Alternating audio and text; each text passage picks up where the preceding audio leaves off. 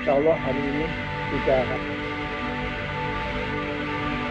Insya Allah hari ini kita perkuliahan metodologi penelitian ya sosial.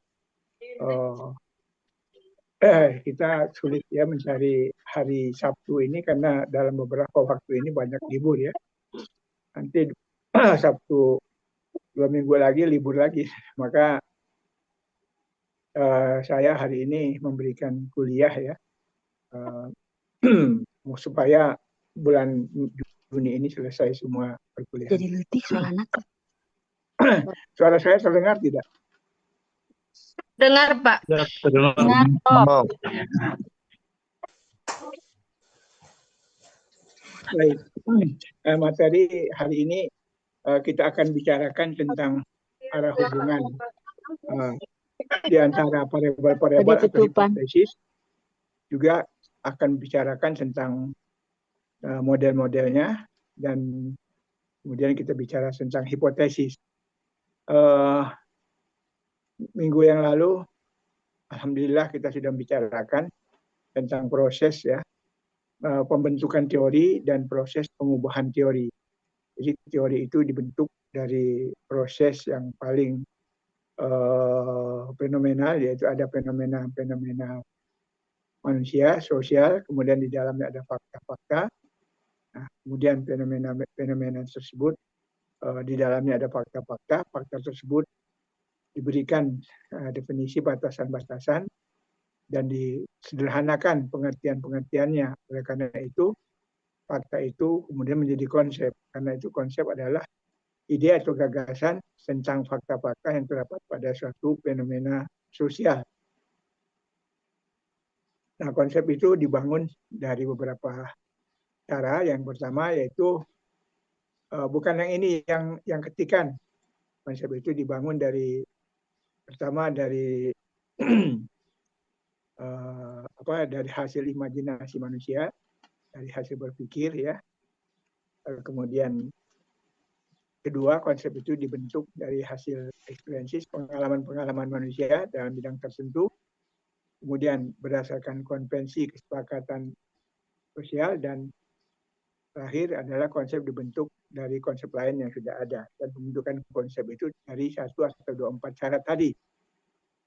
Nah, konsep itu sendiri terdiri dari 2 macam. Ada konsep yang konkret yang dapat diamati dengan panca indera, ya, seperti kursi, meja, ya. Dan ada konsep yang abstrak, seperti misalnya prestasi belajar, ya, disiplin.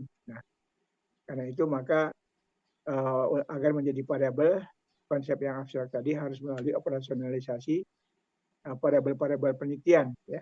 Konsep dijabarkan ke dalam variabel dijabarkan ke dalam dimensi dijabarkan ke dalam indikator, dan dari sana didapati butir-butir item.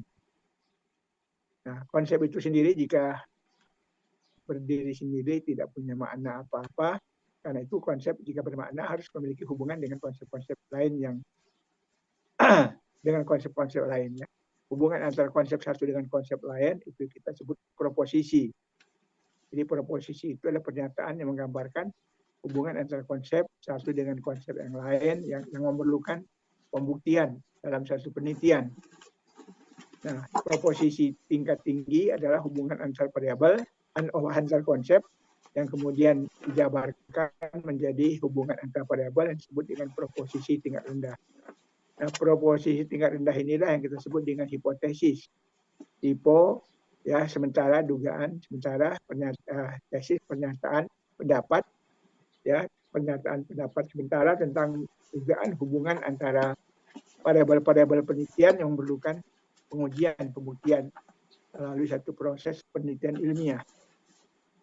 Dan dari hasil penelitian ilmiah ini maka dapat ditemukan kerangka pemecahan masalah dan bangunan teori.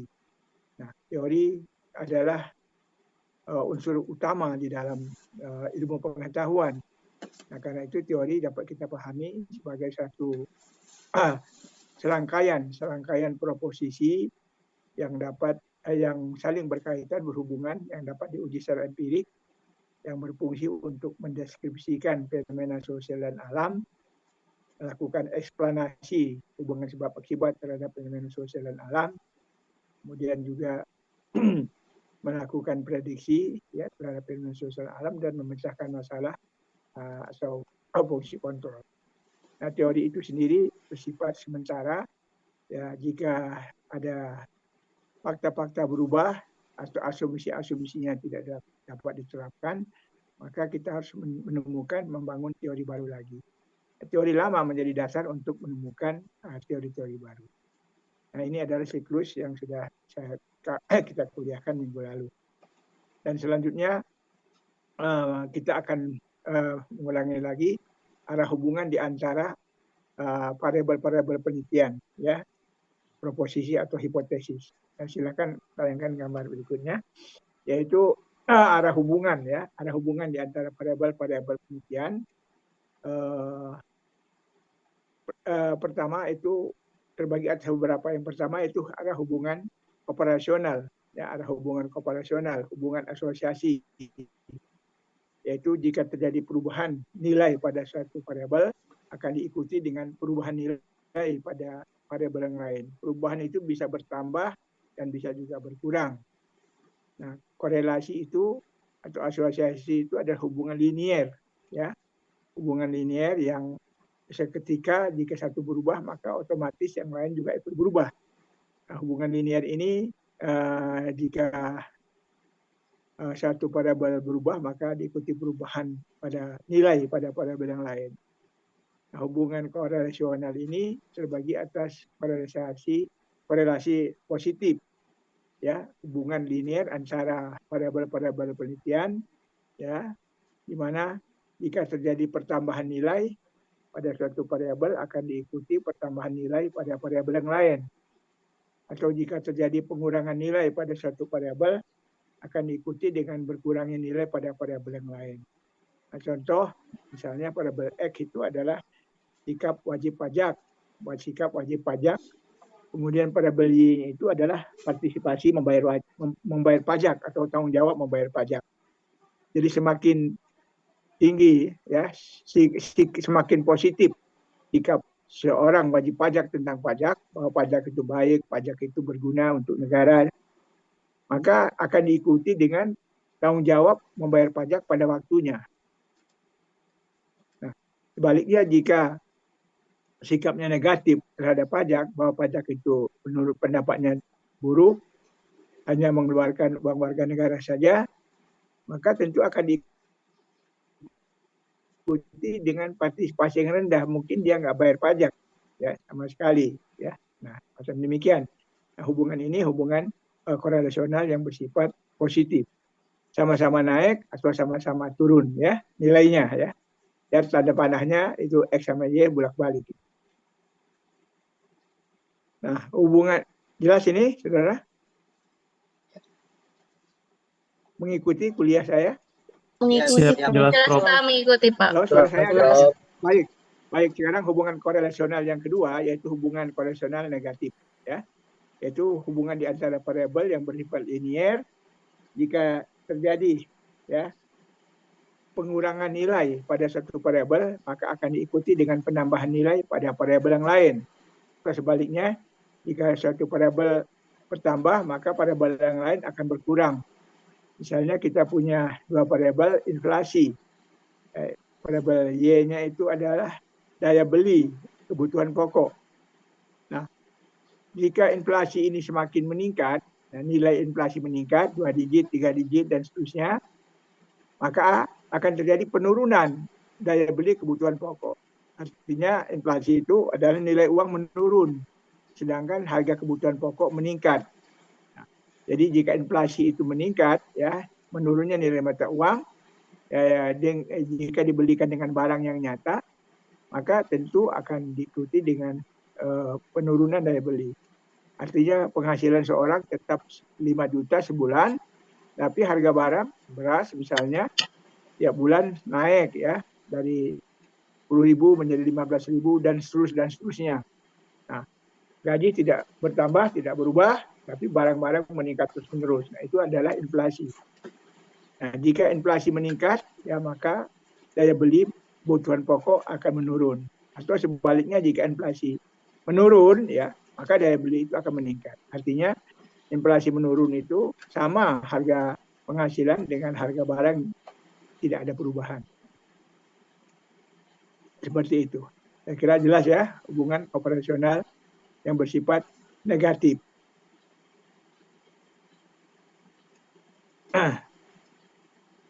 Nah, saudara bisa saja nanti mengambil contoh lain, misalnya saja hubungan operasional positif itu antara motivasi kerja guru dengan penghayatan etika profesi. Jika motivasinya meningkat, penghayatan etika profesi gurunya meningkat. Jika menurun motivasinya, maka penghayatan etika juga menurun. Ya, misalnya nggak mau ngajar, malas dan semacamnya. Sedangkan yang negatif itu banyak ya contoh yang bisa dibuat oleh kita ya. Misalnya saja motivasi dengan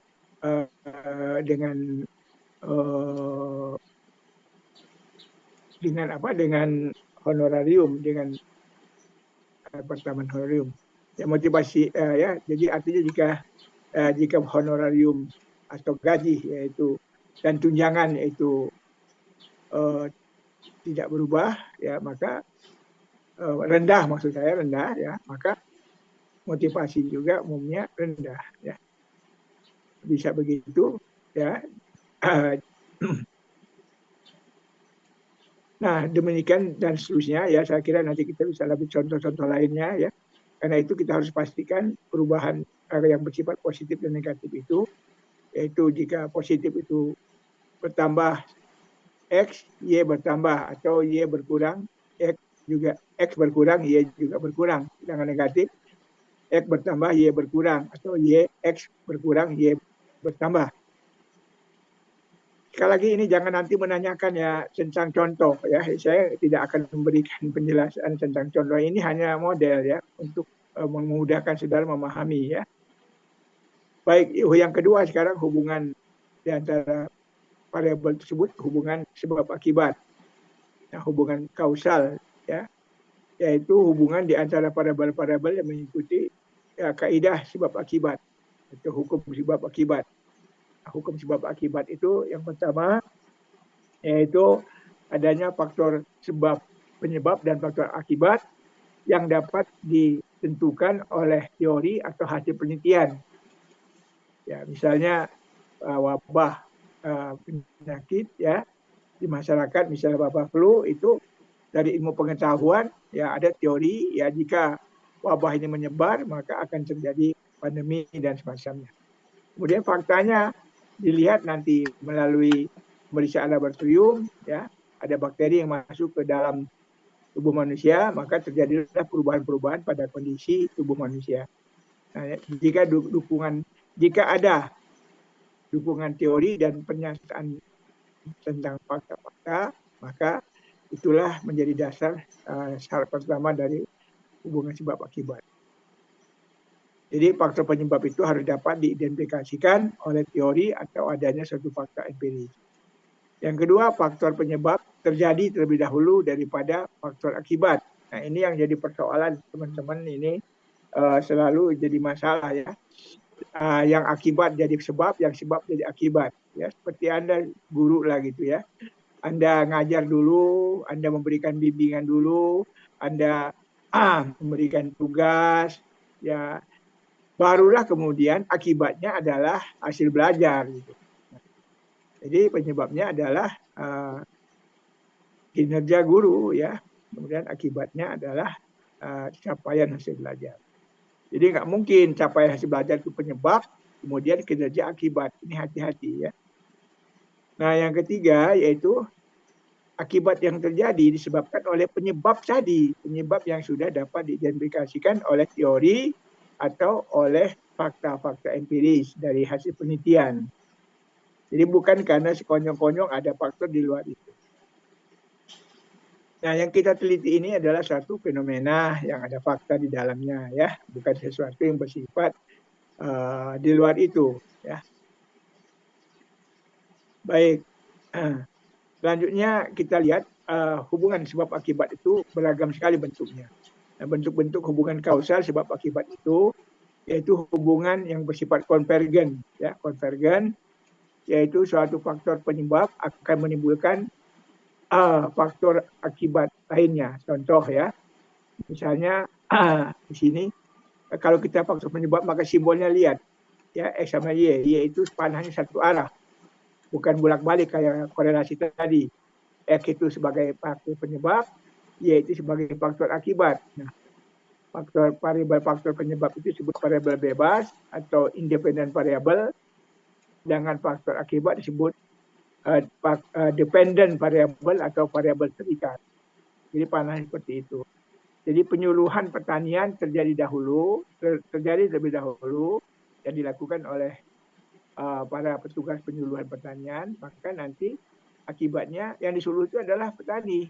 Nah, maka dampaknya apa? Perilaku petani dalam usaha tani. Nah, terjadi perubahan perilaku tani dalam usaha tani mengikuti ya petunjuk pertanian ilmiah gitu kan.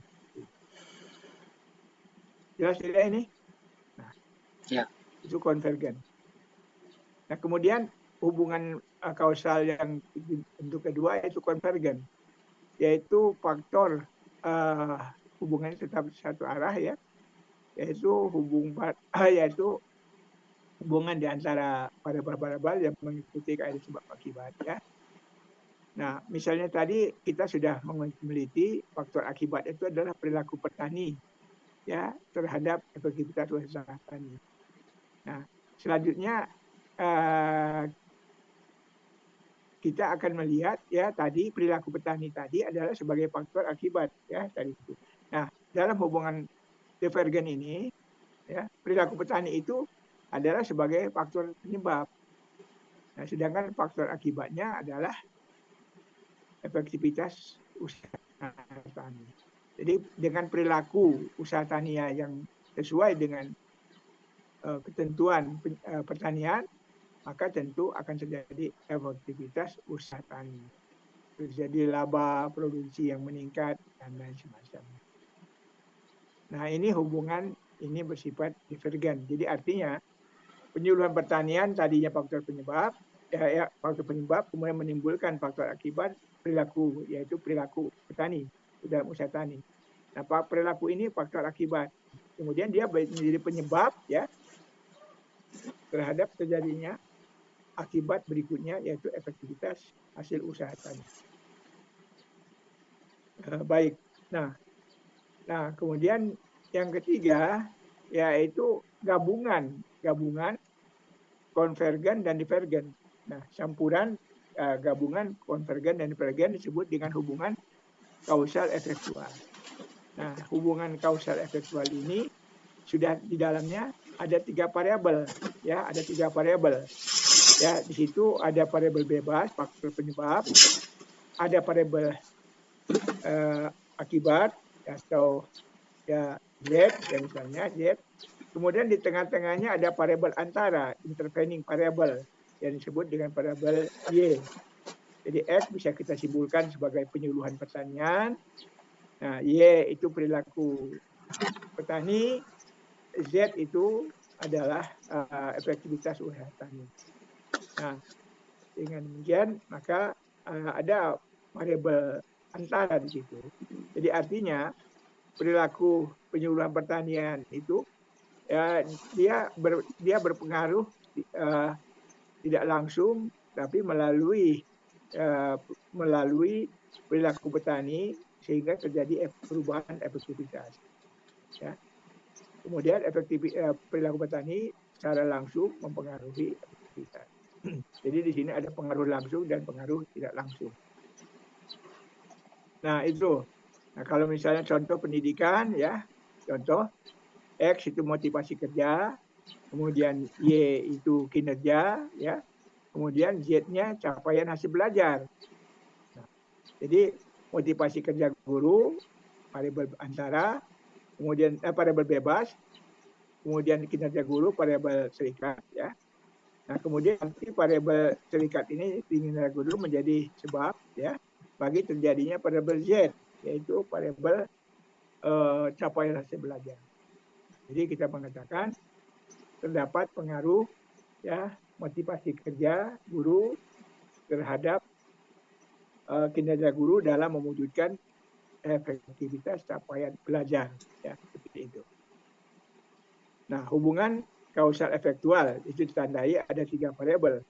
Ada pengaruh langsung dan tidak pengaruh langsung. Jadi situ ada variabel bebas, kita simpulkan X, ada variabel antara, intervening variabel Y, dan variabel serikat Z.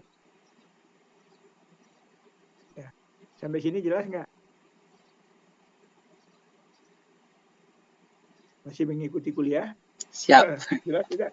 Sampai sini. Jelas, Masih. Prof. Masih, Prof. Jelas, Prof. Ya. Baik, kalau jelas, selanjutnya kita lihat hubungan kausal yang berikutnya. Ya. Nah ini ada contoh ya, soalnya contoh tadi sudah saya sebutkan ya. Seperti ini ya modelnya. Nah, jadi model hubungan kausal efektual itu dengan variabel antara ini seperti ini, yaitu X sebagai faktor penyebab ya penyuluhan pertanian, Y perilaku petani, ya Z efektivitas usaha tani. Ya, dan antara X sama Y ada hubungan sebab akibat, kemudian Y sama Z ada hubungan sebab akibat, kemudian X sama Y itu terjadi hubungan sebab akibat pula. Nah, oleh karena itu nanti kalau kita bikin hipotesisnya, coba lihat hipotesisnya, maka nanti hipotesis utamanya adalah X ya berpengaruh terhadap Y dan Z. Sedangkan subhipotesisnya yang pertama X berpengaruh terhadap Y, yang kedua X berpengaruh terhadap Z, yang ketiga Y berpengaruh terhadap Z. Jadi satu hipotesis utama dan 3 subhipotesis. Inilah yang akan kita buktikan dalam penelitian kita. Nah, kalau tadi motivasi guru, X-nya, Y-nya kinerja guru, Z-nya capaian hasil belajar, ya polanya sama. Lihat ya, tanda panah itu ya, seperti itu bentuknya modelnya.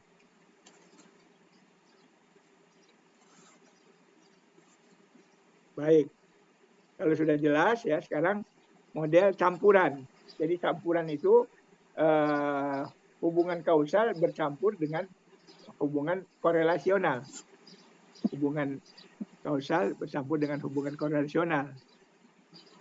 Nah, contoh ya, ini tadi motivasi kerja dan penghayatan etika profesi guru terhadap kinerja guru dalam pencapaian hasil belajar siswa.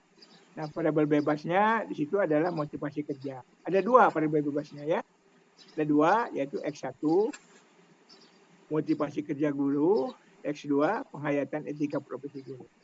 Ya, X2-nya. Variabel antaranya kinerja guru, variabel serikatnya capaian hasil belajar. Nah, berdasarkan model tadi, maka kita bisa berdasarkan variabel tadi kita bisa susun model sebagai berikut dalam gambar ya. Lihat gambarnya modelnya. Nah, lihat gambar. Nah, itu X1 itu adalah motivasi kerja. X2 penghayatan etika, Y kinerja, Z capaian hasil belajar. Jadi panahnya seperti itu, lihat. X1 jadi hipotesis utamanya ya X1 dan X2 berpengaruh terhadap Y dalam mewujudkan Z, atau penghayatan etika motivasi kerja guru dan penghayatan etika guru berpengaruh terhadap kinerja guru dalam mewujudkan capaian hasil belajar. Nah, karena itu bisa kita rinci tadi sub hipotesisnya ya. Yang pertama terdapat korelasi antara X1 dengan yang pertama kita lihat X1 berpengaruh terhadap Y ya. Artinya motivasi kerja berpengaruh terhadap kinerja guru. Kemudian X1 berpengaruh terhadap Z ya. Artinya motivasi kerja berpengaruh terhadap capaian hasil belajar. Kemudian X2 yaitu berpengaruh terhadap Y, ya, yaitu motivasi berpengaruh terhadap penghayatan etika profesi berpengaruh terhadap kinerja guru. Kemudian penghayatan etika profesi berpengaruh terhadap capaian hasil belajar. Kemudian Y kinerja guru berpengaruh terhadap capaian hasil belajar. Yang terakhir yaitu ada 5 X1 dengan X2 terdapat hubungan korelasi, terdapat korelasi positif antara motivasi kerja guru dengan penghayatan etika kerja guru. Nah, karena itu hubungan ini bersifat bolak-balik.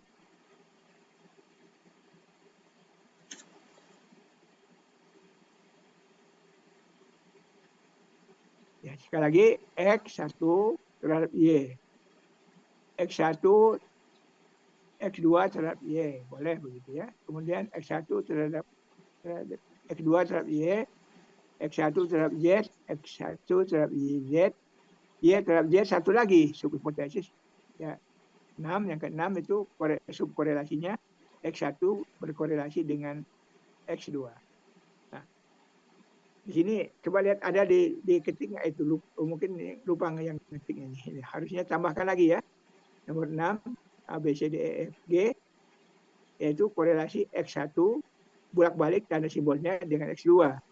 Itu terdapat hubungan korelasi positif antara X1 dengan X2, antara motivasi kerja dengan penghayatan etika profesi guru. Nah, dengan demikian maka dengan model ini yang lebih kompleks daripada yang tadi, kita bisa mengatakan begini ya. Jadi kalau kita ingin menghasilkan capaian belajar yang baik, ya, maka jangan dulu naik. Ya. Maka jika kita ingin mencapai capaian belajar siswa yang baik, ya, maka harus dibangun ya, kinerja guru yang bagus, ya, kinerja guru yang optimal, ya. Jika kinerja guru ini akan optimal, sangat dipengaruhi oleh dua hal faktor lain, yaitu faktor motivasi kerja dan penghayatan kita. Nah, oleh karena itu, jika ingin meningkatkan capaian hasil belajar, ya perbaiki dulu kualitas guru, ya, baik kinerjanya, ya, dan juga perbaiki motivasi dia jadi guru, ya, sebagai pewaris Nabi, ya. Ya. Kemudian menghayati etika profesi guru, ya. Ya, etika profesi guru itu dari mana? Dari agama, ya, dan dari ilmu pengetahuan.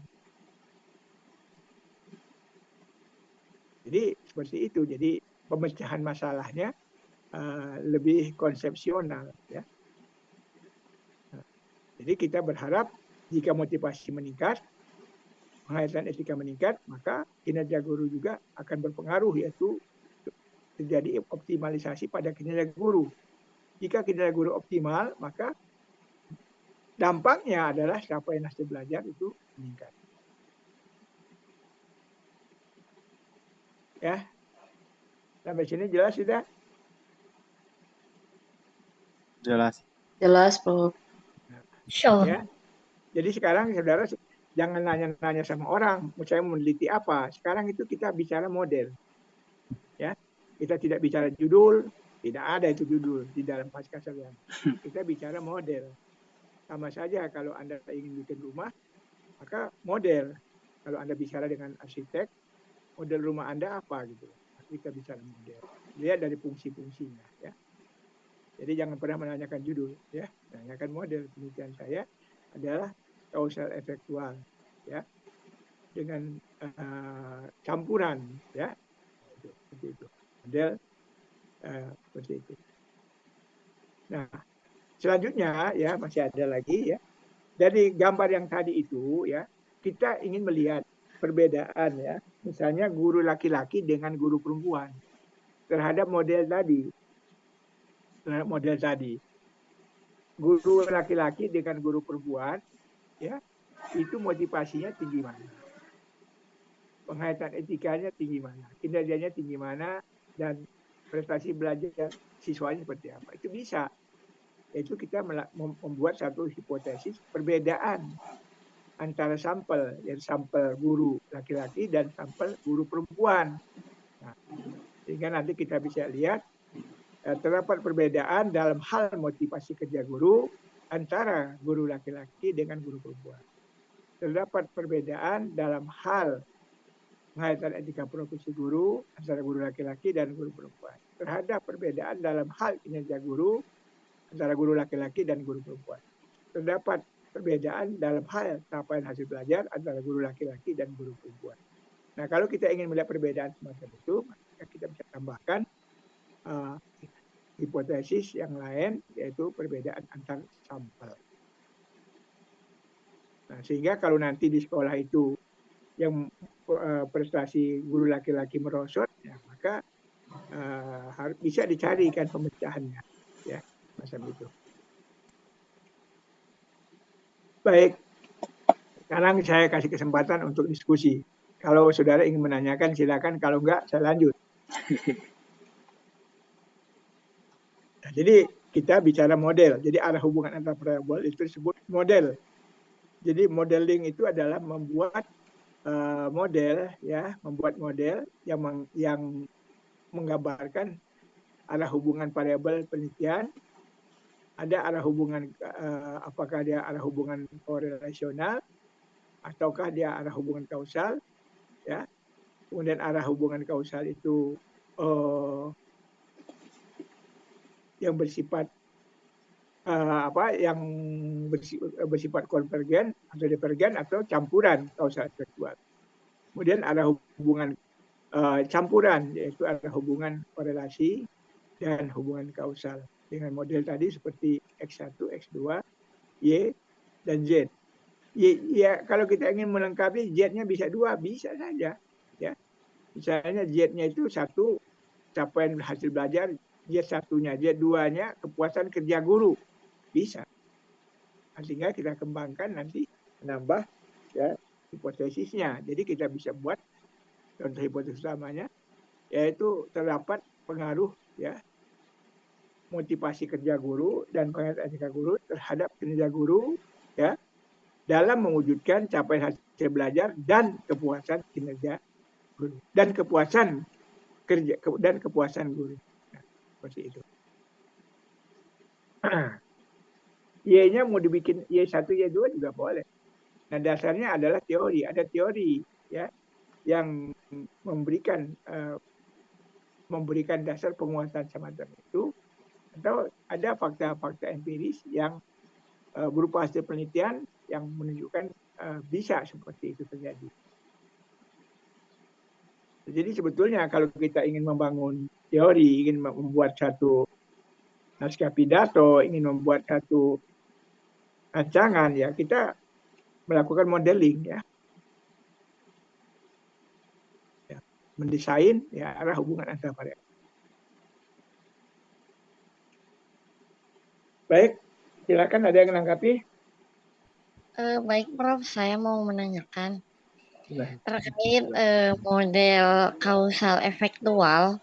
Apakah setiap variabel itu harus memiliki dimensi? Contohnya Ya, saya seperti kira kemarin sudah saya ceritakan sama Anda kan. Contoh ruangan kelas yang mudah saja. Ruang kelas itu, ruangan itu banyak, ya, beragam sekali. Ada ruangan kantor, ruangan ini. Nah, salah satu ruangan itu adalah ruang kelas. Jadi ruang kelas itu variabel. Karena variasi nilai dari ruangan itu adalah variabel, yaitu salah satu adalah ruang kelas. Bagaimana kita mengetahui ruangan kelas? Kan kita harus merinci ruang kelas itu. Yang pertama, unsur yang paling besar di situ adalah ada pintu dan ada jendela. Dan bagaimana bisa masuk ke ruang kelas kalau nggak ada pintu dan jendela? Itu unsur utama. Maka kita sebut dimensi, ya, atau unsur. Nah, unsur itu, dimensi itu masih besar. Maka harus dirinci lagi. Setiap unsur itu terdiri dari indikatornya apa. Nah, pintu itu jelas ada 2 indikator. Ada kusen pintu dan ada daun pintu. Nggak mungkin pintu bisa dipasang kalau nggak ada kusen, nggak ada daun pintu. Jendela juga ada kusen jendela dan ada daun jendela sehingga bisa tutup, bisa buka. Nah, sekarang indikator dari kusen pintu, ya, atau daun pintu, apa butir itemnya dari indikator tersebut. Nah, pada daun pintu yaitu ada engsel, ada kunci, ada pegangan pintu, kan itu. Nah, pada kusen begitu juga. Ya, ada kayu, ada engsel, ada paku, ada besi dan macam. Jadi makin lama makin kecil. Jadi konsep itu besar, di ujungnya itu butir item. Nah, jadi jangan sampai nanti seperti orang yang dari variabel konsep besar, variabel besar sampai butir item besar. Nah, itu bukan pengukuran namanya. pengukuran itu akan mengukur, mengecil ya. Itu yang bisa ditanyakan nanti kepada responden. Kumpulan butir-butir item itu adalah alat pengumpul data. Ya. Daftar-daftar pertanyaan yang akan ditanyakan kepada responden. Anda kan sering ngomong juga sama anak-anak ya. Coba kalau Anda bicara tentang kepada anak-anak tentang disiplin. Kan disiplin itu harus ada unsurnya. Disiplin apa dulu? Mungkin disiplin itu dua. Disiplin terhadap ketaatan peraturan sekolah. Ya, yang kedua disiplin dalam belajar di kelas. Nah, itu besarannya masing-masing unsur itu kan dipecah lagi dalam indikator. Nah, masing-masing indikator dipecah lagi sehingga nanti bisa diukur disiplin itu. Biar dari kehadiran misalnya saja, ya, mengisi absen, ya, kemudian mengerjakan tugas, ya, menyerahkan tugas untuk diperiksa dan seterusnya. Itulah yang bisa diamati. Ya. Kalau disiplin itu sendiri abstrak, nggak bisa diamati. Tapi kalau misalnya dia mengirimkan tugas, yang mengerjakan soal di kelas, ya itu bisa diamati dengan pada ini. Baik, saya kira itu ya. Kita nggak usah mengikuti pandangan-pandangan yang salah, ya. Nggak mungkin ya. Sesuatu yang besar itu harus dirinci dulu. Ya. Nggak mungkin kita bisa tahu tentang hal-hal. Dalam agama Islam ya Allah menyuruh kita sholat. Ya dalam surat Al-Ankabut ayat 45 ya. Bagaimana cara sholat itu dioperasionalisasikan dalam hadis Nabi kan. Ya. Waktu sholat, kemudian jumlah rakaat, itu kan unsur-unsur besar. Sampai nanti rinciannya sholat subuh, nah gerakan langkah-langkahnya, apa yang dibaca itu sudah merupakan butir-butir dari sholat. Saya kira itu, ya, Teh ya. Iya, Itu baik, Prof. pertanyaan bukan? Iya, Ya, pertanyaan. ya. Yang lain silakan.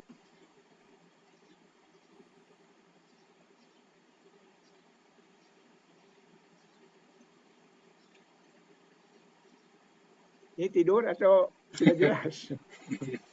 Ya, ya nggak apa-apa. Menyimak, Prof. Ya, kalau sudah jelas ya, saya lanjut kalau masih. Insya Allah.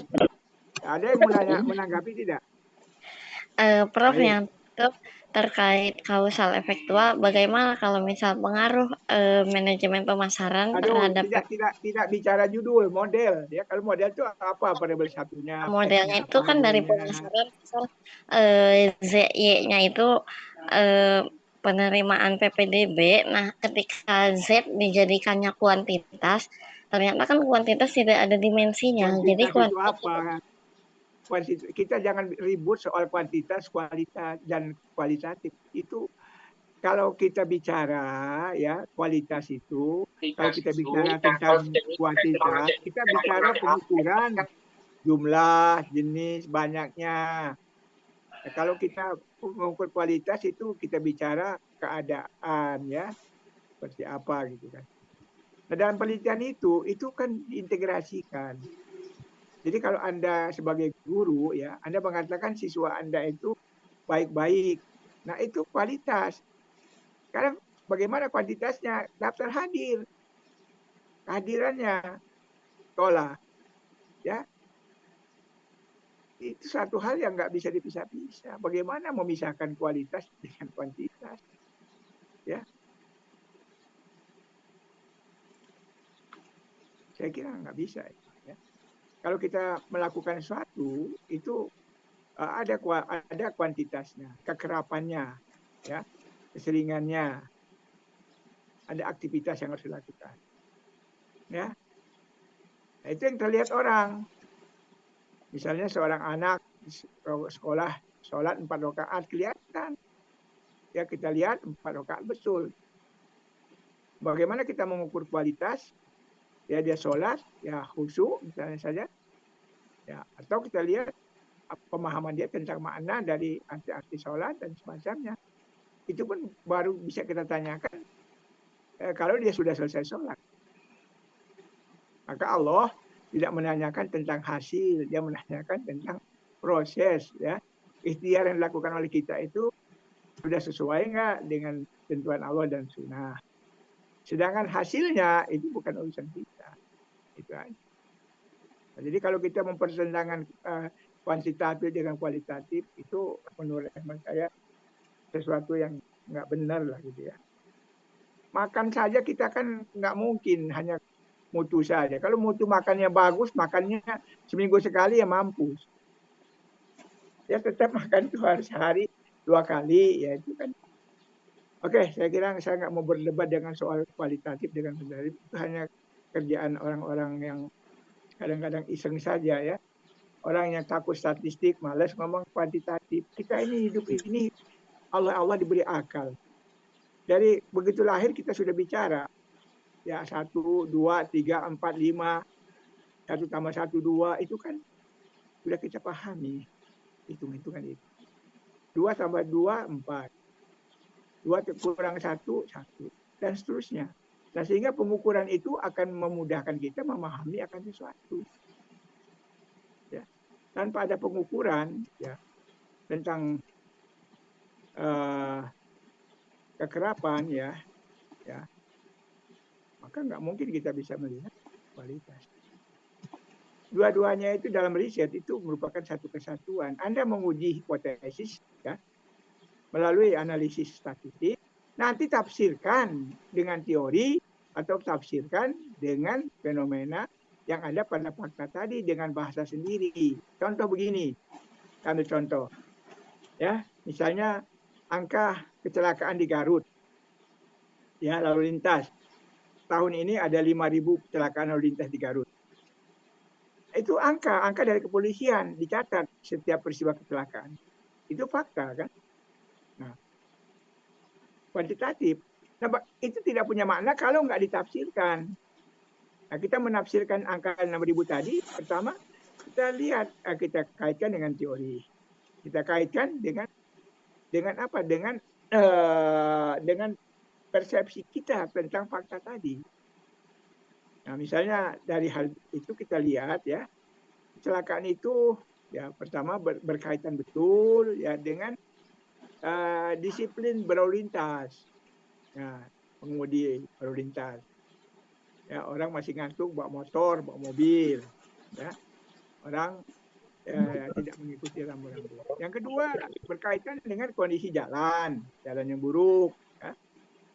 Yang ketiga berkaitan dengan kondisi kendaraan yang dinaiki, ditumpangi, ya mobil atau motor, kondisinya benar baik atau tidak. Kemudian juga berkaitan dengan dengan petugas yang mengatur lalu lintas ada atau tidak. Tidak ada petugas kabur ya, semua dilanggar.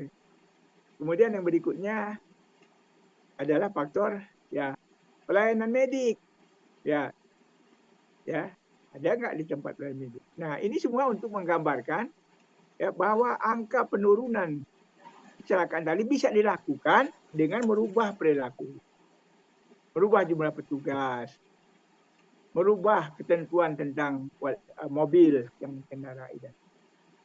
Jadi kita menafsirkannya data-data tadi dengan teori atau dari persepsi kita tentang fakta tadi. Baik itu ya. Paham tidak? Iya, baik, Bro. Terima kasih. Baik, yang lain? Sudah jelas? Ya. Sudah jelas belum? Ya, baik, lanjut aja sekarang. Indra, Insya Allah, Prof, bisa mengikuti. Ya, lanjutkan. Tolong ini. Ya, yang lain, materi yang lain, tolong tayangkan. Nah, sekarang kita bicara terus ya. Kita bicara tentang hipotesis ya. Ya, materi di hipotesis penelitian. Nah, proporsi tingkat rendah itu kan hipotesis. Hipotesis itu ya sementara tesis pendapat. Sementara yang perlu dibuktikan melalui penelitian. Nah, Allah kita tidak boleh berprasangka, menduga-duga, maka kita oleh Allah disuruh berpikir. Berpikir itu artinya mengumpulkan data, mengumpulkan fakta, ya, tentang itu untuk membuktikan perakiraan kita. Nah, cuaca, laporan cuaca itu ada data tentang hujan kemarin, angin. Nah, dasar fakta-fakta yang terjadi kemarin hari ini, dia membuat perkiraan besok atau lusa keadaan hujan, cuaca, dan sebagainya. Nah, hidup itu memang demikian, ya. Kita diwajibkan oleh Allah, ya, tidak berprasangka tentang sesuatu.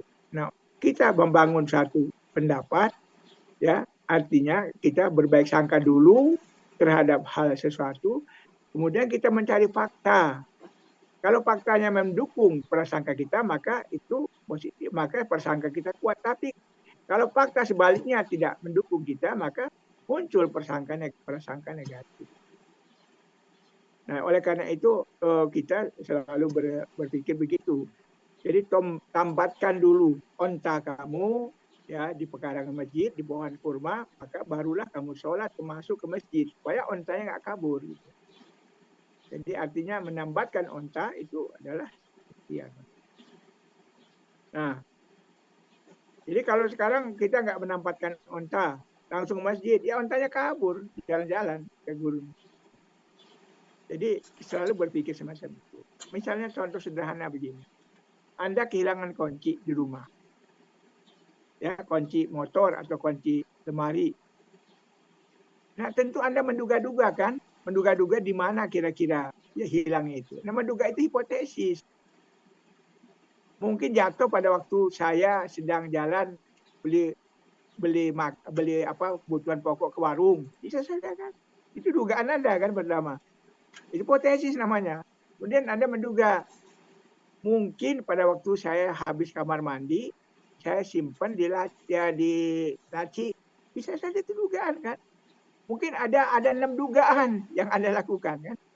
Maka kemudian Anda mencoba melakukan ikhtiar mencari fakta pada 6 dugaan tadi. Enggak itu. Nah, dari 6 dugaan tadi Anda ketahui fakta-faktanya, maka nanti Anda bisa menarik kesimpulan. Ya, ternyata dari 6 fakta tadi, maka 6 dugaan tadi, dugaan yang paling kuat namun saling berhubungan adalah bahwa habis saya ke kamar mandi, ya, kunci itu saya simpan di satu tempat. Kemudian setelah saya berpakaian, saya lupa.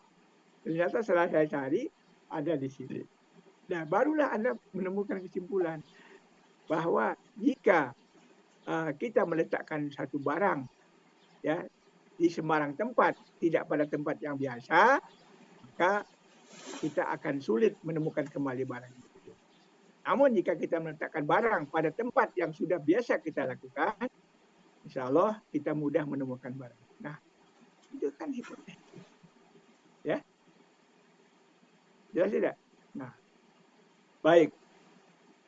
Nah, hipotesis itu, hipotesis penelitian terbentuk ya melalui proses deduksi, yaitu mengikuti suatu masalah, ya, berawal dari suatu masalah, kemudian kita mengkaji konsep-konsep, kemudian konsep dijabarkan ke dalam variabel, ya, dan kemudian dari sana kita menyusun model dan terjadilah hipotesis, pemikiran-pemikiran yang bersifat hipotesis. Nah, pertama persyaratan tentang suatu hipotesis yang baik, ya. Pertama, hipotesis itu harus bersumber dari teori tertentu atau dari adanya fakta empirik. Dari teori atau dari hasil penelitian. Jadi bukan dari angan-angan, dari dugaan yang ada fakta empiriknya atau dari teori. Jadi model yang kita buat itu, misalnya model kausal efektual, itu ada dasar teorinya. Atau udah pernah diteliti oleh orang lain bahwa model itu ternyata faktual, betul. Oleh karena itu model itu kita akan gunakan untuk mencari fenomena yang lain, untuk mencari objek, mencari masalah penelitian yang lain dengan menggunakan model tadi. Karena ada fakta. Jadi jangan sampai kita nyusun model tidak didukung oleh teori atau tidak didukung oleh fakta empiris. Fakta empiris itu salah satunya adalah hasil penelitian dalam disertasi, tesis, atau jurnal misalnya. Nah, yang kedua, hipotesis dirumuskan berdasarkan ya model penelitian. Model dulu dibikin, baru nanti kita rumuskan hipotesis. Ya, model dulu. Model itu kan konsepsi, ya, gagasan, ide, ya. Baru kita rinci ya ke dalam unit-unit yang kecil. Jadi model tadi itu X1, X2, Y itu namanya Z itu model. Ya, alur yang menggambarkan hubungan antara variabel-variabel. Nah, ketiga, ada aja data yang relevan dengan variabel-variabel yang terdapat pada rumusan-rumusan model ya yang digunakan untuk menguji hipotesis. Jadi ada data. Jadi jangan dikarang-karang. Jadi data itu ada di lapangan atau pada objek. Jadi kalau kita mengatakan siswa itu nakal, ya ada datanya di lapangan yang kita temukan. Jangan cenah cek iya, cek eta itu cek itu mah bukan data, itu dugaan. Harus ada data. Misalnya dari orang tuanya, memang dia nggak pernah belajar sore. Setiap sekolah habis udah maghrib dia nonton TV. Nah itu data namanya. Kemudian adanya ya tadi sudah sebutkan nomor 4 hipotesis ya itu berisikan 2 atau lebih variabel ya yang sesuai dengan model yang dikelompokkan ke dalam variabel bebas, variabel antara, dan variabel serikat. Jadi 2 atau lebih variabel yang dikelompokkan ke dalam variabel bebas, faktor penyebab, variabel antara, intervening, dan variabel terikat. Seperti itu. Nah, tersedianya model analisis statistik yang digunakan untuk menguji dan menganalisis ya data tentang hubungan-hubungan variabel pada model tersebut. Ada alat untuk menguji. Sekarang saja kalau ibu ingin beli baju, ingin bikin baju kan ada alat pengukurnya, itu meteran ya, bentuk tubuh ibu itu meteran digunakan untuk mengukur tinggi badan dan semacamnya. Jadi ada alat untuk menganalisis ya. Nah kalau kita bikin baju nggak ada tukang baju, nggak tahu ukuran tubuh kita, nggak tahu ya, tentu salah. Nanti pasti bajunya kekecilan atau bajunya kebesaran. Jadi ada model analisis ya yang digunakan. Statistik atau matematika. Jadi statistik itu kan sebetulnya ya menambah, mengurangi, ya membagi, mengalihkan ya. Hidup kita itu memang penuh dengan statistik. Pada waktu kita gajian saja kita ngomong statistik. Kenapa gaji saya berkurang? Nah, itu juga statistik. Ya. Kemudian yang berikutnya rumusan kalimat atau pernyataan hipotesis bersifat sederhana. Jadi artinya rumusan hipotesis itu jangan kalimat-kalimat yang ruwet. Ya, kalimatnya harus sederhana, yang mudah dipahami dan tidak mengandung pengertian ganda. Nah, kalau misalnya contoh pengaruh motivasi guru terhadap kinerja guru, nah itu mudah dipahami. Ya, kalau kita tambahkan motivasi kerja guru yang berkaitan dengan tugas pekerjaan ribet, ya sudah aja motivasi kerja guru sederhana, ya. Kinerja guru pasti kalau kinerja guru itu ngajar atau memberikan program pelajaran. Sedangkan tugas-tugas yang lain itu tambahan saja. Jadi kalau guru tidak melakukan tugas tambahan ya nggak jadi masalah. Apa tugas tambahan itu? Tugas administratif. Karena harusnya tugas tambahan itu tugas pegawai administratif, ya bukan guru yang melakukan. Nah, pemerintah ini aneh-aneh aja menggabungkan tugas-tugas administratif dengan tugas-tugas profesional seorang guru sehingga gurunya liar. Nah, setiap hipotesis dirumuskan ya dalam hipotesis kerja dan hipotesis nihil. Hipotesis kerja itu adalah hipotesis yang akan dibuktikan ya di dalam penelitian kita. Sedangkan hipotesis nihil ya hipotesis pembanding. Simbolnya hipotesis kerja itu H1, ya, hipotesis nihil H0. H0, bukan HO, H0. Nah, sekarang rumusan kalimat-kalimat hipotesis sebagai berikut, ya. Untuk hipotesis kerja, ya sekarang hipotesis model korelasi, ya. Maka H0-nya, hipotesis kerjanya, gunakan kalimat ada atau terdapat hubungan korelasi positif dan negatif antara variabel titik-titik dengan variabel variabel. Terdapat hubungan korelasi antara motivasi kerja dengan kinerja guru. Seperti itu. Sedangkan variabel hipotesis nihilnya gunakan kalimat sebaliknya, yaitu tidak ada hubungan. Jadi H0 tidak ada hubungan korelasi antara motivasi kerja guru dengan kinerja. Jadi dua, ya, yang kerja dan nihil. Baik hipotesis utama maupun sub hipotesisnya. Baik, terus masih ada Hendra? Nah, hipotesis model hubungan kausal tadi kan korelasi. Nah, hubungan kausal hipotesis kerjanya kita gunakan istilah terdapat pengaruh atau pengaruh dari variabel. Misalnya kita sebut, ya, terdapat pengaruh hipotesis kerjanya H1-nya. Terdapat pengaruh motivasi kerja dan penghayatan etika kerja guru dan penghayatan etika guru terhadap kinerja guru dalam mewujudkan ini apa yang harus belajar. Hipotesis nihilnya tidak terdapat pengaruh motivasi kerja guru dan terhadap kinerja guru dalam. Jadi berlawanan hipotesis nihil. Nah, itu hubungannya seperti itu untuk hipotesis kerjanya dan hipotesis nihilnya. Kemudian ada catatan khusus di sini, ya. Jika peneliti ingin melihat hubungan antara perbedaan sampel, misalnya guru lebih baik tinggi mana kinerja guru dengan guru laki-laki, guru perempuan, maka kita mengatakan H1-nya tidak terdapat, ya. Nah, selalu kalau kita ingin merumuskan hipotesis, yang didahulukan itu hipotesis nihil di depan.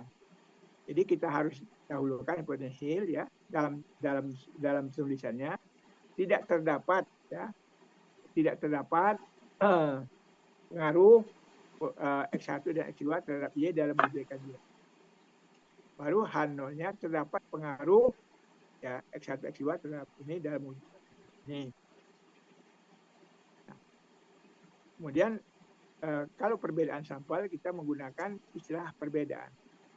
Jadi H0-nya tidak terdapat perbedaan dalam hal motivasi kerja antara guru laki-laki dan guru perempuan. Posisinya yaitu terdapat perbedaan kinerja antara guru laki-laki dan guru. Nah, itu hipotesis. Seperti itu kita gunakan rumusan kalimat yang mudah dipahami, ya. Baik, ada yang ingin menanggapi?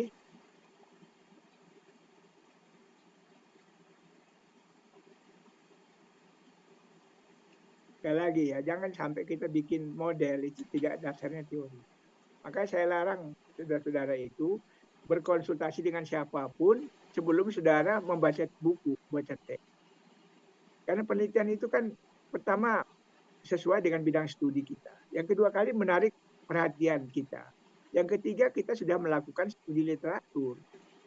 Nah, kalau kita nanya sama orang hanya untuk menanyakan sesuatu yang nggak jelas. Kalau nanyakan bagaimana model, ya itu kerjaan kita. Ya, jangan kita itu. Baik, silakan. Ada yang ingin menanggapi? Saya kira sudah banyak yang kita bicarakan, ya, hari ini. Nah, tinggal satu materi lagi yang belum. Paham? Jelas mengenai hipotesis, ya?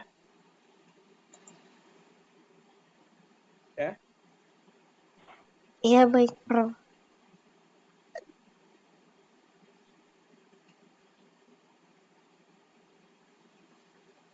Baik, kalau tidak, nggak ada yang nanya. Sekarang kita awali ya, satu penelitian itu ada langkah awal yang kita lakukan, yaitu kita sebut identifikasi ya masalah penelitian awal atau kita sebut rancangan awal penelitian.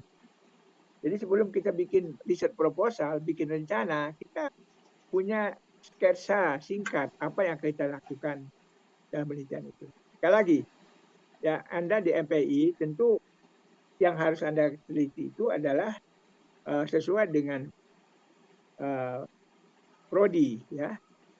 Prodi MPI itu adalah pada manajemen. Manajemen itu kan di dalamnya ada organisasi, ada yang berkaitan dengan administrasi. Nah, kalau manajemen itu kan dimulai dari unsur-unsur dasarnya adalah perencanaan, pengorganisasian, kemudian staffing ya, kemudian directing ya, kepemimpinan, kemudian ada controlling pengawasan, ya ada koordinasi ya, ada reporting keuangan, ada budgeting anggaran. Itu dilihat dari unsur-unsur manajemen. Nah, kemudian yang kedua dari hal-hal yang berkaitan dengan organisasi ya. Nah, yang ketiga tentu yang berkaitan dengan aspek-aspek ketata pelaksanaan. Jadi itu yang menjadi fokus manajemen pendidikan. Jadi kita nggak bisa meneliti tentang metode mengajar karena itu urusan pendidikan Islam ya. Kita manajemen pendidikan Islam. Baik ya. Ini langkah-langkah yang harus dilakukan. Ini sudah masuk pada hal yang bersifat apa yang akan kita teliti ke depan. Nah, kalau tadi dan kemarin itu dasar-dasar teori yang aplikatif, nah sekarang apa yang kita inginkan dalam penelitian ini, atau kita ingin meneliti apa sebagai bentuk persyaratan terakhir pada saat kita menyelesaikan program magister. Ya. Nah, ada tahap-tahap. Nah, tahap pertama ya tentu kita lakukan studi kepustakaan ya dari buku-buku teks yang berkaitan dengan bidang studi kita ya untuk belajari ya laporan-laporan hasil penelitian ya terdahulu, jurnal ilmiah, buku-buku teks ya tentang teori-teori yang berkaitan dengan fokus kajian prodi MPI. Nah dari situ itu kita harus itu dulu ya, kita baca dulu itu. Mungkin di dalamnya kita sudah ada yang tertarik di dalamnya. Ini ya inilah yang saya larang saudara itu tanya sama orang, tanya sama teman, tanya sama dosen. Lakukan dulu yang ini. Nomor satu. Kalau ini nggak jelas baru kita tanyakan. Kita belum melakukan apa-apa, kita sudah ribut ke sana sini itu nggak benar. Ya. Nah, jelas sudah ini. Nah, tahap kedua, hasil studi kepustakaan tersebut ya.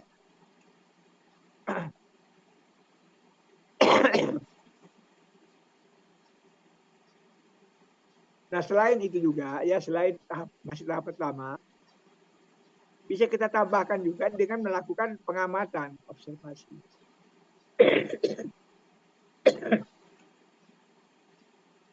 Misalnya Anda meneliti sekolah. Sekolah itu organisasi sekolah, manajemen sekolah. Anda baca buku-buku teks. Kemudian Anda juga mengadakan observasi. Datang ke sekolah itu ya. Anda tidak bertanya, hanya melihat saja. Anda nongkrong dari jam 6, jam berapa sih masuk sekolah itu? Murid-muridnya, gurunya jam berapa? Anda nggak bertanya, hanya lihat saja. Kemudian setelah itu Anda lihat, setelah masuk mereka apa yang dilakukan bersama.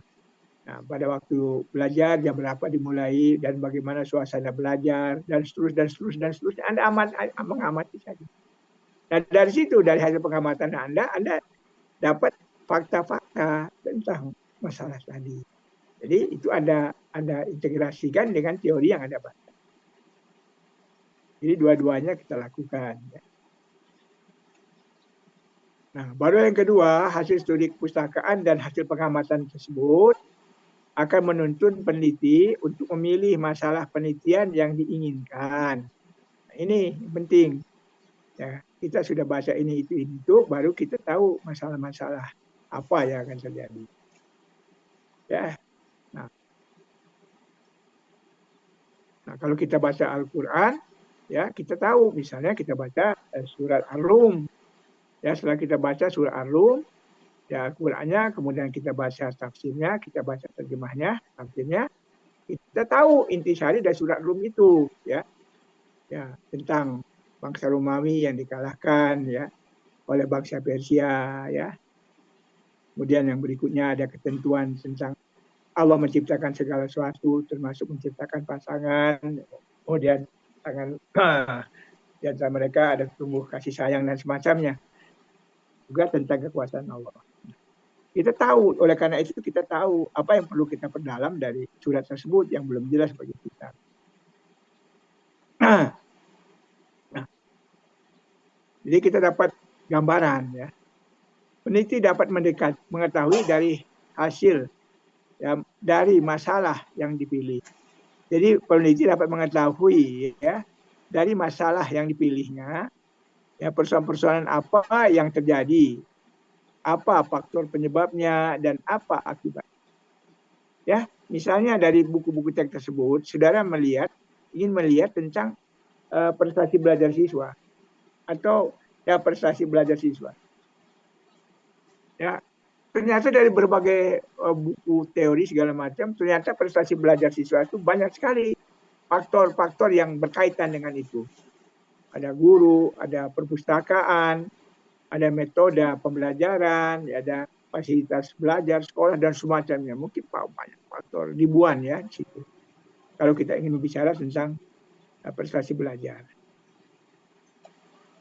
Nah, kemudian kita tahu ya prestasi belajar itu penyebabnya akibat prestasi belajar itu akibat dari suatu sebab yang panjang. Sebabnya itu banyak. Tadi bisa berkaitan dengan guru, kinerja guru, ya, cukupan guru, ya, dan bisa juga berkaitan dengan laboratorium, berkaitan dengan kurikulum, berkaitan dengan ruang belajar, berkaitan dengan kegiatan konseling, berkaitan dengan hubungan guru yang baik dengan orang tua, siswa, berkaitan dengan supervisi guru, kepala sekolah, banyak sekali. Ya. Nah setelah itu ya tahap kedua ya kita merumuskan ya apa yang kita simpulkan dari bacaan tahap pertama, maka kita bisa menyimpulkan dua hal di dalam tahap kedua ini. Nah tahap ketiga ya berdasarkan tahap kerja tahap kedua tersebut, kemudian peneliti ya dapat merumuskan ya suatu pernyataan masalah atau problem statement.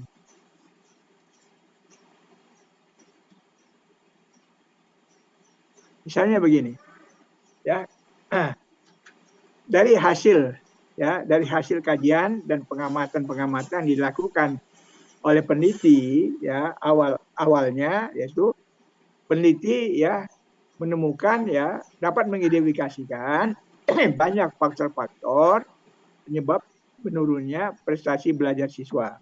Banyak faktornya, banyak sekali. Dan nampaknya ada faktor-faktor yang menarik perhatian penulis, yaitu faktor kinerja guru dan juga motivasi guru dan penghayatan etika profesi guru. Kira-kira begitu. Yang mudah aja contohnya ya. Nah, jadi artinya prestasi belajar siswa yang terjadi di banyak tempat, termasuk boleh jadi di sekolah Anda, itu dari setiap tahun prestasi itu ajak atau ada cenderungan menurun. Nah, dari hasil studi literatur dan pengamatan awal, ya, banyak faktor-faktor penyebab ya, yang mempengaruhi terjadinya penurunan capaian hasil belajar siswa tadi. Di antaranya adalah kinerja guru, di antaranya ada kinerja guru yang belum optimal, demikian juga motivasi kerja guru yang tidak kuat, dan juga mungkin penghayatan etika kerja guru yang tidak sepenuhnya berdasarkan ajaran agama dan berdasarkan ketentuan ilmu pengetahuan misalnya begitu. Nah, itu adalah kesimpulan Anda. Kesimpulan yang Anda sebut tadi itu disebut sebagai problem statement atau pernyataan masalah. Berdasarkan hasil penelitian awal dan pengamatan awal, peneliti ya menemukan bahwa prestasi belajar itu terjadi pada banyak sekolah. Ya, banyak faktor penyebabnya, antara lain ini ya. Antara lain adalah kinerja guru, kemudian pengkaitan tiga guru, motivasi guru dan lain semacamnya. Nah, itu pernyataan Anda. Nah, itu namanya problem statement. Jadi hanya kita itulah masalah, ini masalahnya yang akan perlu Anda teliti. Bahwa prestasi belajar itu terjadi betul, ada fakta yang perlu dicari. Dan fakta itu ada kaitan dengan banyak faktor, di antaranya adalah ini, kinerja, motivasi dan seterusnya. Di antaranya. Nah, kemudian selanjutnya Saudara, dari hasil studi ya pustakaan tadi menunjukkan bahwa prestasi belajar siswa ya masih rendah dan banyak faktor penyebabnya. Di antaranya adalah motivasi kerja guru dan seterusnya, sehingga mempengaruhi kinerja guru yang belum betul. Jadi Anda merumuskan dalam kalimat yang ringkas seperti itu. Ya. Jadi yang panjang lebar uraian tadi pada bagian kedua tadi. Kemudian bagian ketiga ini, tahap ketiga, Anda merumuskan satu alinea saja, pernyataan masalah. Nah, dari pernyataan masalah tadi, maka sampai ke tahap keempat.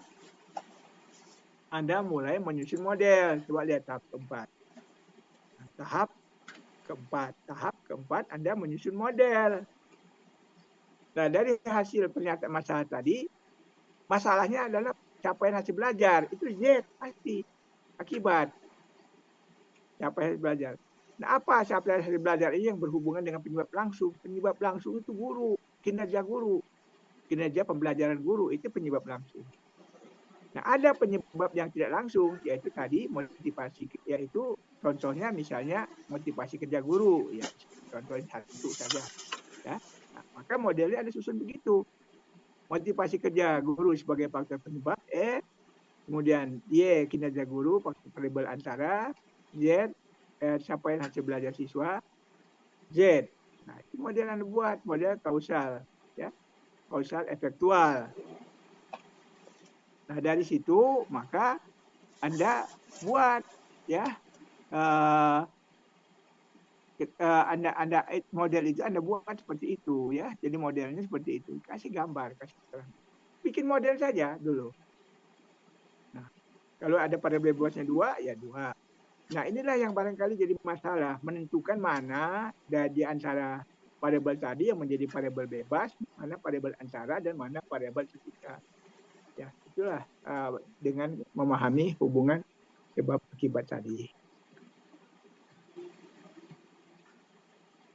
Nah, bila mana sudah selesai itu, selanjutnya ya kita sampai kepada tahap berikutnya, tahap kelima, yaitu menyusun hipotesis ya, dan ya ini tahap kelima, merumuskan ya hipotesis penelitian ya.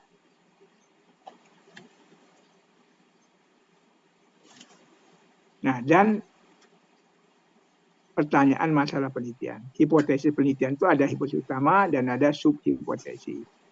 Juga berdasarkan model tadi, kita menyusun hipotesis penelitian dan pertanyaan penelitian. Pertanyaan penelitian itu problem question. Itu sama dengan hipotesis. Kalau hipotesis dalam bentuk pernyataan, sedangkan pertanyaan dalam bentuk tanda tanya. Contoh di bawah ya, coba lihat. Adakah pengaruh ya dari contoh tadi? Adakah pengaruh ya manajemen pelayanan publik terhadap kinerja pegawai dalam mewujudkan mutu pelayanan publik ya.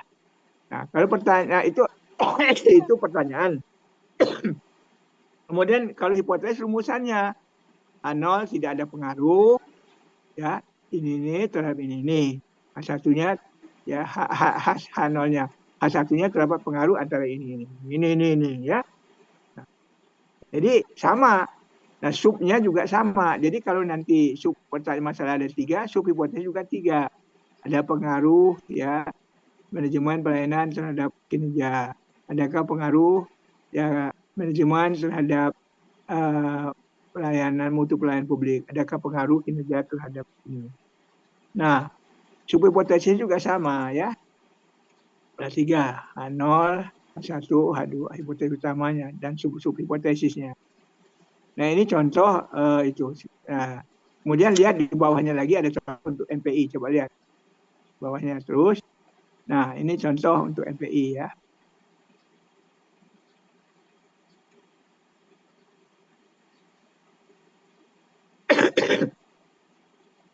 Baik.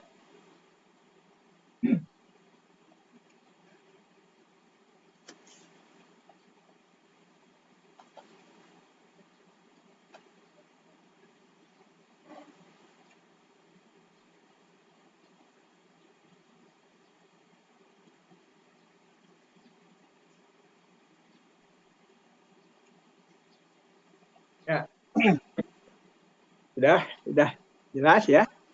Nah, kalau sudah jelas ya, kita merumuskan pertanyaan masalah utama dan subnya serta hipotesis utama dan subnya. Nah, setelah itu langkah berikutnya adalah kita tahap berikutnya adalah menyusun operasionalisasi, lanjutkan operasionalisasi variabel penelitian. Coba lanjut. Nah, masih ada kan gambarnya? Nah, tahap lanjutan setelah tahap menyusun hipotesis dan pertanyaan masalah, kan masih ada tahap berikutnya, tahap operasionalisasi variabel. Sudah habis? Habis. Tahap pertama, tahap kedua, terus tahap ketiga. Nah, baik, saya lewat saja. Kemudian tahap berikutnya adalah tahap operasionalisasi variabel penelitian. Ya. Operasionalisasi variabel penelitian. Ini panah ini nggak ada lagi. Error. Terus. Tidak nampil, error. Terus, error. Terus. Habis ya. Tolong tulis, saya tulis. Tahap ke-6 ya. Tahap kelima ya. Tahap operasionalisasi variabel penelitian. Tolong masing-masing menulis. Tahap operasionalisasi variabel penelitian.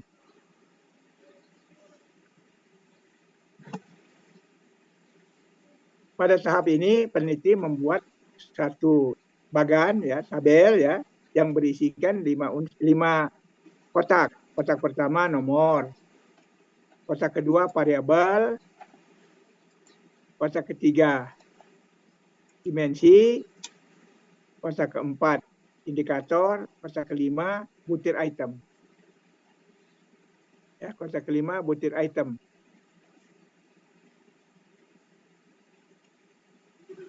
Jadi langkah ke-6 itu adalah operasionalisasi variabel penelitian. Yaitu peneliti membuat tabel yang berisikan 6 kotak. Satu nomor, kotak kedua nama variabel penelitian, kotak ketiga dimensi, dan kotak keempat indikator, kotak kelima butir item. Sudah tulisnya? Nah, sekarang kita lihat nomor 1 variabel pertama kan, variabel bebas gitu. Variabel bebas tadi adalah motivasi kerja guru, ya. Dirinci motivasi itu apa dimensinya? Cari teori. Dimensinya kalau kita ambil dari David McClellan itu ada unsur ya motivasi itu. Ada 3 unsur di dalamnya ya. Ya. Nah, kemudian nanti masing-masing unsur itu dipecah ke dalam indikator-indikator. Dan masing-masing indikator nanti dipecah ke dalam butir-butir item. Nah, di bawah kotak kedua itu variabel motivasi, sebutkan referensinya, sumber dari buku teks apa. Ya. Nah, itu variabel bebas. Udah selesai, garis bawahnya bikin variabel kedua, variabel ansara, kinerja guru. Ya, itu dari mana teorinya. Kemudian masukkan dimensi kinerja itu apa. Ya, kinerja guru itu apa saja. Ya, nah, mulai dari perencanaan sampai dengan mengevaluasi hasil belajar, misalnya itu kinerja guru dimensinya. Nanti indikatornya apa dan butir itemnya apa. Ya, terakhir barulah nanti capaian hasil belajar. Ya, capaian hasil belajar itu bisa dilihat capaian hasil belajar ya, intrakurikuler misalnya butirnya dan ekstrakurikuler dan seterusnya. Itu tahap ke-6, itu tahap operasionalisasi variabel-variabel penelitian.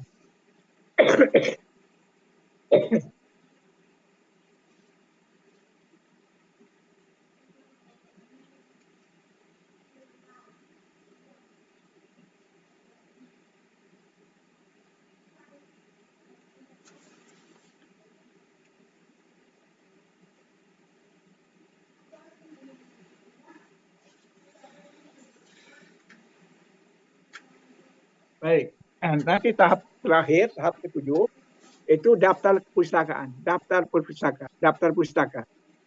Daftar pustaka yang digunakan teori-teori yang menjadi sumber variabel-variabel tadi, ya. Ya. Nah, itu dulu yang kita buat, ya. Dan inilah yang nanti Anda konsultasikan kepada komisi pembimbing, ya.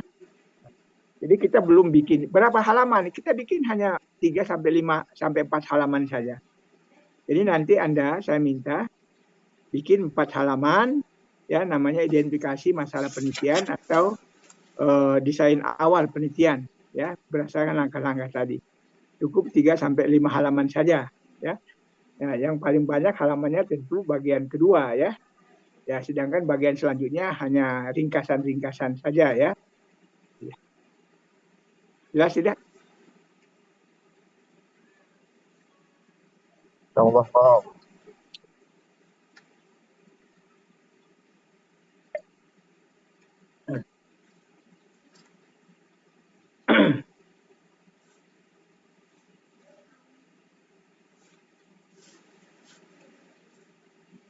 Baik, silakan sekarang kita buka pertanyaan, ya, diskusi. Silakan.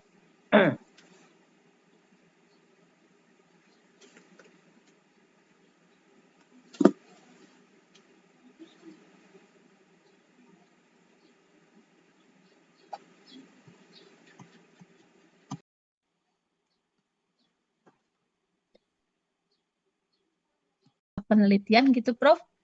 3 sampai 4 halaman itu yang di tahap ke-6 itu, Prof, dalam bentuk kotak-kotak tadi, Prof, atau bagaimana? Itu dari nomor 1, dari tahap pertama, bikin pernyataan, ya, itu Anda sudah melakukan ini, kasih cerita di situ, ya. Ya, setengah halaman. Tahap kedua cerita hasilnya 1 halaman, ya. Kemudian tahap ketiga mungkin 1 halaman, ya. Ya, tahap keempat mungkin 1 halaman. Ya, pokok singkat, ya, bahasanya bahasa ilmiah yang padat, gitu, ya. Jadi Baik, kita Prof. belajar, ya, kita kalau ingin memilih masalah itu seperti itu. Jangan bicara judul lagi sekarang, ya, jangan bicara judul, bicara model.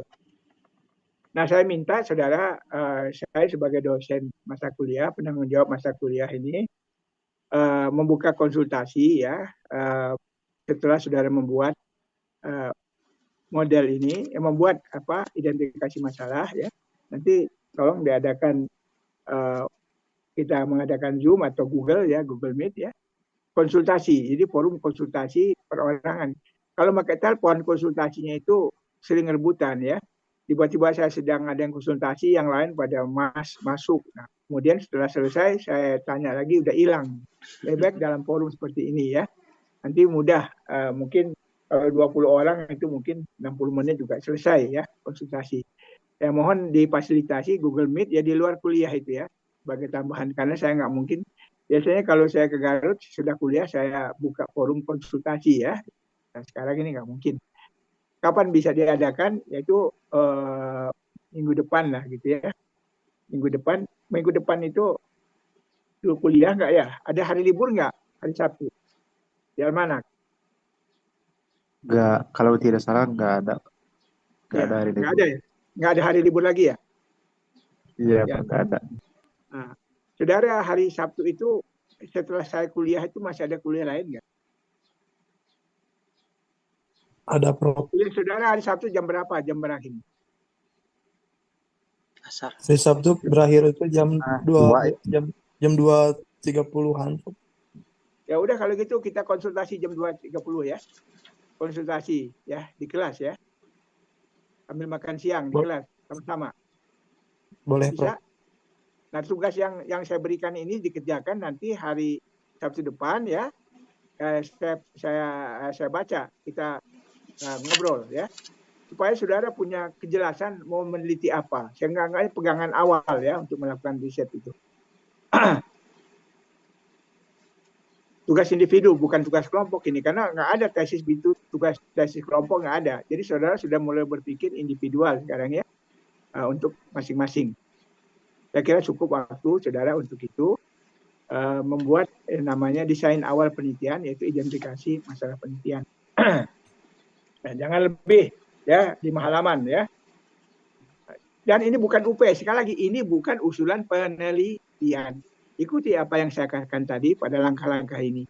Yang paling banyak itu adalah langkah kedua itu ya, hasilnya dari hasil studi pustakaan dan pengamatan ya. Sedangkan langkah ketiga itu pernyataan masalah itu hanya sedikit ya. Kemudian langkah berikutnya model juga hanya terbatas, kemudian hipotesis dan pertanyaan masalah juga saya kira tentu.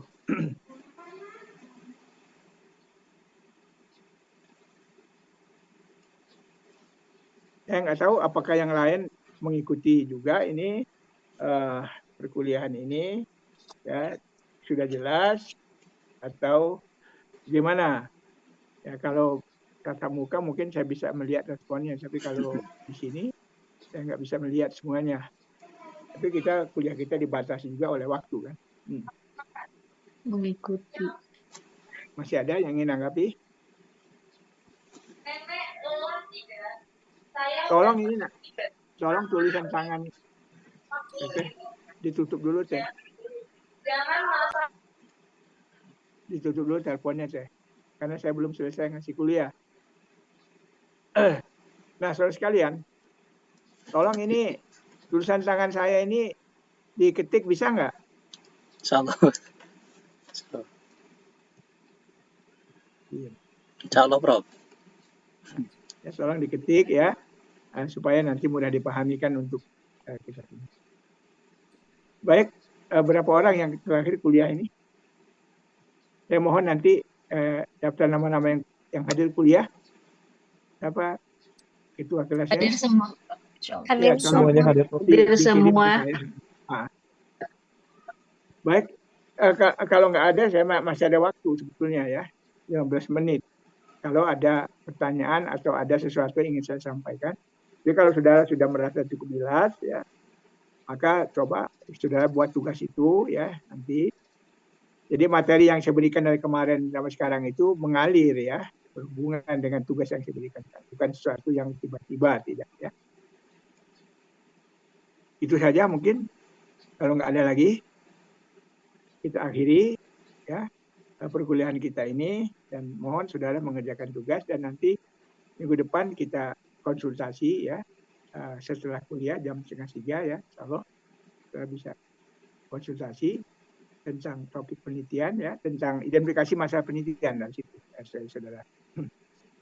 Itu saja yang saya sampaikan. Dan itu harus tuntas karena minggu berikutnya itu Lebaran ya. Masih ada 2 materi besar yang belum dibahas, yaitu riset proposal sama tesis. Itu perkuliahan mungkin 2-3 kali lagi, 2 kali lagi mungkin ya. Mudah-mudahan selesai. Insya Allah selesai saya menyampaikan dalam bentuk.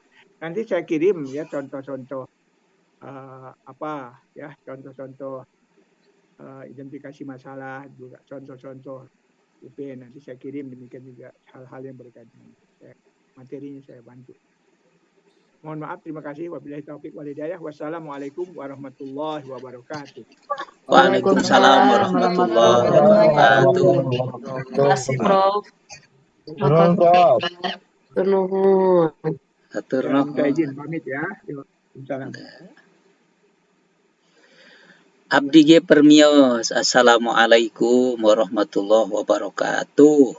Waalaikumsalam. Waalaikumsalam warahmatullahi wabarakatuh.